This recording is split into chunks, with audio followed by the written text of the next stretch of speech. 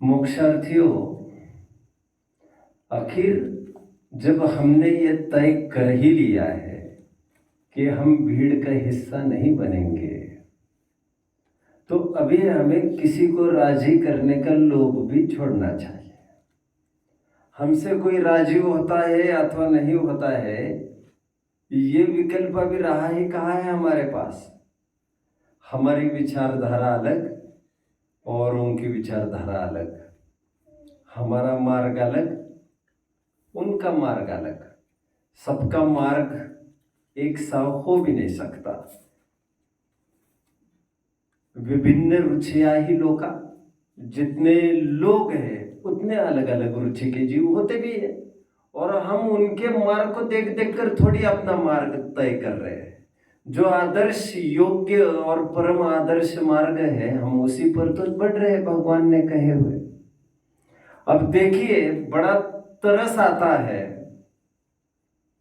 आजकल के विधानाचार्यों पर, स्पेशली प्रतिष्ठाचार्यों पर बड़ा तरस आता है। पंच कल्याणक के आयोजकों पर, समाज के ठेकेदारों पर, तो पंच कल्याणक में वैसे ही फिजूल की भीड़ करने वाले लोगों पर। मैं भूमिका को जमाने के पूर्व आपको वैसे ही प्रश्न पूछूंगा, आप में से कितने जन हैं जिन्होंने कभी पंच कल्याणक महोत्सव का आनंद लिया हो? शाबाश। भले ही आदिनाथ का हो, भले ही नेमिनाथ का हो, उससे कोई बहुत फर्क नहीं पड़ता। आपको याद आ रहा होगा, ये 5 दिन अथवा 6 दिन अथवा 7 दिन में लगभग संपन्न करने का प्रचलन अभी में चल पड़ा है। सुनते हैं अभी कहीं 3 दिन में भी किसी ने पार किया था, तो वो कोई नियम नहीं है एज सच कितने दिन में क्या हो। गर्भ कल्याणक, जन्म कल्याणक, दीक्षा कल्याणक, जिसे निष्क्रमण कल्याणक भी कहते हैं, ज्ञान कल्याणक, केवल ज्ञान कल्याणक, और अंत में होता है मोक्ष कल्याणक। जनरली आप लोगों ने देखा होगा, ज्ञान कल्याणक के बाद आने वाला जो मोक्ष कल्याणक है, उसमें अग्नि कुमार जाति के देव आते हैं। कितने जन को याद आ रहा है ये सीन? भवनवासी के एक कैटेगरी के देव है अग्नि कुमार देव। ये आते हैं, अपने मुकुट में से अग्नि पैदा करते हैं और मुक्त हुए जीवों के शरीर को वे दाह संस्कार करके उसे भस्म कर देते शरीर को। बात का उल्लेख तो बहुत है, उनके केश, नाखून आदि का क्षेपण क्षीर समुद्र में होता है, यहां तक उल्लेख मिलता है। बट आपको कभी सोचकर हैरानी नहीं हुई इस बात पर कि पंच कल्याणक देखने के लिए नहीं आए हैं हम? पंच कल्याणक के लिए, भगवान की प्रतिष्ठा महोत्सव के लिए आए हैं हम। और मंदिर में भगवान को प्रतिष्ठित किया जाने वाला था, किसी पाषाण में भगवान पने की प्रतिष्ठा होने वाली थी इसके। और मंदिर में जो स्थापित होते हैं भगवान, वे अरहंत अवस्था के स्थापित होते हैं। ये विचार की बात थी, और वहां पर तो निर्वाण कल्याणक भी करा दिया, तो फिर मंदिर में कौन लाया जाएगा? कितने जन समझ रहे हैं मेरी बात को? इसका मतलब एक बात साफ जाहिर होती है, कोई बताएगा मुझे क्या? एक बात ये जाहिर हो रही है कि हम कुछ ज्यादा ही आगे बढ़ गए, क्योंकि अरहंत अवस्था की मुद्रा को हमें स्थापित करना था जिनालय में, और जिनालय समोशरण के प्रतीक होते हैं, और समोशरण में तो अरहंत भगवान ही होते हैं। तभी तो छत्र भी है, कमल भी है, भामंडल भी है, ये सब समोशरण ही का तो प्रतीक है, क्योंकि वे अरहंत के स्थान पर है। इसका मतलब 5वां कल्याणक कराना नहीं चाहिए था उनको मंच से, उनको केवल ज्ञान तक का ही कल्याणक कराना चाहिए था, तो जाकर यहाँ पर अरहंत अवस्था की प्रतिमा भी विराजमान कर सकते थे। एक बार घी होने के बाद फिर मक्खन की बात कैसे बन सकती है? जब मुक्त ही कर दिया आपने उनको, तो फिर अरहंत अवस्था फिर से कैसे लाया जा सकता है और कैसे मंदिर में विराजमान किया जा सकता है। एक स्वाभाविक समस्या इतनी बड़ी है। कितने जन समझ रहे हैं मेरी बात को? शाबाश शाबाश। कितने जनों को मेरी समस्या जायज लग रही है? शाबाश शाबाश।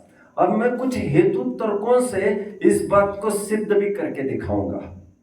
आपको अटपटा लग रहा होगा, मैं 5 तर्कों के माध्यम से आगे बढ़ रहा हूं। पहला तर्क मैंने ये दिया, अरहंत पर्याय है वो सिद्ध पर्याय नहीं, सिद्ध पर्याय है वो अरहंत पर्याय नहीं, और सिद्ध अवस्था होने के बाद लौटकर अरहंत अवस्था हो नहीं सकती, और हमें विराजमान अरहंतों को करना है, इसलिए आगे नहीं ले जाने चाहिए थे अवस्था को। यह सामान्य हेतु पहला दिया। दूसरा हेतु मैं यहां पर आधार के रूप में पेश करना चाहूंगा। एक जयसेन आचार्य हुए हैं हमारे बीच में। ये जयसेन आचार्य वे प्रसिद्ध दिगंबर मुनि नहीं है जिन्होंने तात्पर्य वृत्ति टीकाएं लिखी है 3। तो ये जयसेन नाम के एक भट्टारक हुए हैं। प्रतीत होता है इन्हीं 300-400-500 साल में हुए, ऐसा प्रतीत हो रहा है 500-600 साल हुए होंगे। इन जयसेन आचार्य ने, इन भट्टारक जयसेन ने प्रतिष्ठा पाठ का एक ग्रंथ लिखा है। प्रतिष्ठाएं कैसे की जाती है प्रतिमाओं की, उसको लेकर ग्रंथ लिखा है। उसमें पद्य क्रमांक 911 मैं यहां से पढ़कर दिखाऊंगा, जिसमें वे साफ ये घोषणा कर रहे हैं और आगे उनकी भाषा में भी टीका में लिख रहे हैं कि निर्वाण कल्याण का दृश्य डेमोन्स्ट्रेट नहीं करना है मंच से, प्रैक्टिकली मोक्ष कल्याणक निर्वाण कल्याणक करना नहीं है, उसका स्मरण मात्र करना है। ये भी कहते पाए जा रहे हैं निर्वाण की भक्तियां बस पढ़ना है, निर्वाण का स्मरण बस करना है, गुणगान करना है, प्रत्यक्ष दिखाना नहीं है मंच पर। देखिए जयसेन क्या कहते हैं, मेरे पास जो छंद है, निर्वाण भक्तिरेव निर्वाण कल्याण आरोपणम, निर्वाण भक्तिरेव निर्वाण भक्ति ही निर्वाण कल्याण आरोपणम। निर्वाण कल्याण का आरोप है, उपचार है। इसका मतलब क्या हुआ? आप में से कोई बताएगा? आप में से बताएगा इसका मतलब क्या हुआ? बोलो। निर्वाण सिर्फ भक्ति के लिए, कल्याण करने मतलब सिर्फ गुणगान कर, मतलब नास्ति पर बोलो, उससे मंच पर नहीं। राइट, मजा आ गया यार। इन्हें 5 पॉइंट दे दो। क्या कह रहे हैं यहां पर? आगे की लाइन में क्या कहते हैं? साक्षात्तु न विधेयम, साक्षात्तु न विधेयम, साक्षात का विधि विधान नहीं है, स्मरणीय स्मरणीयम एव इति, केवल स्मरण पुरता ही इसे जानना। स्वयं क्या लिख रहे हैं आगे वचनिका में? और पंचकल्याणक में चारि कल्याणक ने, चारि कल्याणक तो विधान संयुक्त किया। फिर से चारि कल्याण तो विधान संयुक्त किया, और पंचम कल्याण मोक्ष कल्याण है, सो निर्वाण भक्ति पाठ मात्र ही आरोपण करना, साक्षात विधान नहीं करना, स्मरण मात्र ही है, ऐसा अनिर्वाच्य समझी लेना। कितने लॉजिक्स हो गए? 2। पहले एक सामान्य लॉजिक दिया, दूध है वो दही नहीं, दही है सो दूध नहीं, 2 अलग अवस्थाएं हैं। जब सिद्ध ही हो गए तो फिर से अनंत अवस्था के रूप में कैसे स्थापित करेंगे? सामान्य लॉजिक 1। दूसरा आधार के रूप में प्रेषित किया। तीसरा लॉजिक, जितनी भी प्रतिमाएं विराजमान है उनके पाद पीठ पर जो तिथि लिखी जाती है वो ज्ञान कल्याणक की ही तिथि लिखी जाती है, मोक्ष कल्याणक की नहीं। हेतु 3। हेतु 4, उन प्रतिष्ठा ग्रंथों में कहीं भी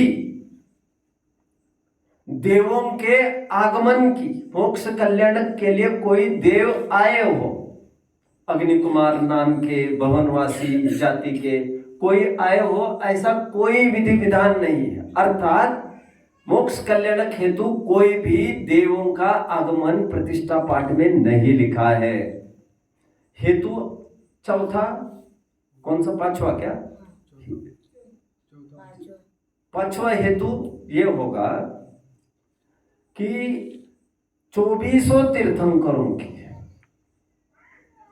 केवल 4 कल्याणकों की तिथियों की भक्ति और पूजनों के उल्लेख है। 24 तीर्थंकरों में से एक भी तीर्थंकर की मोक्ष कल्याणक की तिथि पर पूजा भक्ति की रचना उसमें नहीं मिलती है। साफ जाहिर होता है, यदि होता तो उसकी भी भक्ति पूजन जरूर होती। जब चारों कल्याणक की तिथियों पर है तो इस पर क्यों नहीं होती? लेकिन ऐसा नहीं किया गया। अब आपको एक प्रश्न उत्पन्न हो रहा हो इस माध्यम से कि यह बात जाहिर हुई, मोक्ष कल्याणक कराना नहीं चाहिए मंच पर, और धड़ल्ले से लगभग मैं समझता हूँ इन 100 वर्षों में ही ये परंपरा चालू हुई होगी, ऐसा प्रतीत होता है। लकीर के फकीर बनकर हर एक प्रतिष्ठाचार्य केवल और दूसरे प्रतिष्ठाचार्यों को देखकर आगे खींचता जा रहा है रेखाओं को। आपको यह प्रश्न उत्पन्न हो रहा होगा, ये किसी के ध्यान में क्यों नहीं आया इतना?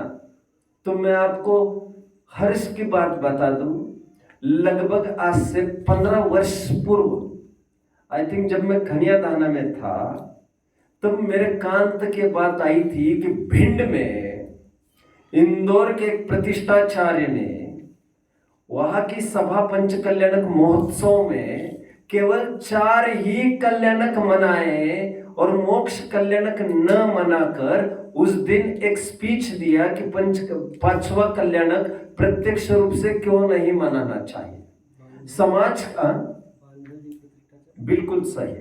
वे उन प्रतिष्ठाचार्यों का नाम बांझल जी है। क्या नाम है उनका पूरा? नहीं, उनका नाम में अभी रमेश कुमार जी बांझल। तो एजेड है, लगभग 70+ उनकी उम्र होगी। रिटायर्ड प्रिंसिपल है, वे भी 70 to 75 होंगे। विद्वान है, उनके प्रवचन भी होते हैं। अभी इतनी बात आई है तो मैंने कह दी कि उन्होंने 4 ही कल्याणक के एक जगह भिंड में, हालांकि थोड़ी गर्मा गर्मी भी होने को देखी क्योंकि लोग थोड़ी से परंपरानुवादी है, बट उन्हें सफलता मिल गई समझाने में। ये प्रेरणा मुझे कहाँ से मिली, जिससे आप काफी अध्ययन कर सकते हैं। सन्मति संदेश के अप्रैल 1970 में एक अंक छपा था रतनलाल कटारिया का, मिलापचंद कटारिया का। वो लेख आपको पढ़ने मिलेगा, जैन निबंध रत्नावली भाग 2 लेख 25वां पेज 284 पर यह सब आपको मिलेगा। तो वहां से मैं इंस्पायर्ड हूं और तब से मुझे बार बार ये लगता है कितनी गलत परंपरा चल रही है।